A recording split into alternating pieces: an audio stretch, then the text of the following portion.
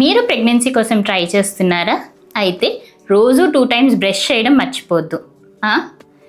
Yes, మీ gum health అనేది మీ ఎగ్స్ని, మీ స్పర్మ్స్ని కూడా ఎఫెక్ట్ చేస్తుంది.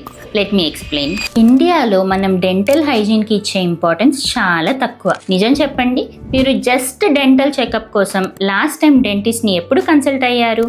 పువర్ డెంటల్ హైజీన్ వల్ల వచ్చే పెరియోడోంటైటిస్ అనేది ఒక క్రానిక్ ఇన్ఫ్లమేటరీ కండిషన్. ఈ ఇన్ఫ్లమేషన్ వలన మీ బాడీలో సైటోకైన్స్, ఫ్రీ రాడికల్స్ అనేవి పెరిగి మీ ఎంటైర్ బాడీని ఇంక్లూడింగ్ యువర్ రిప్రొడక్టివ్ సిస్టమ్ని ఎఫెక్ట్ చేస్తుంది. ఒక స్టడీ ప్రకారం గమ్ డిసీజెస్ ఉన్న ఫీమేల్స్లో యావరేజ్గా 2 to 3 months కన్సెప్షన్లో డిలే ఉండొచ్చు.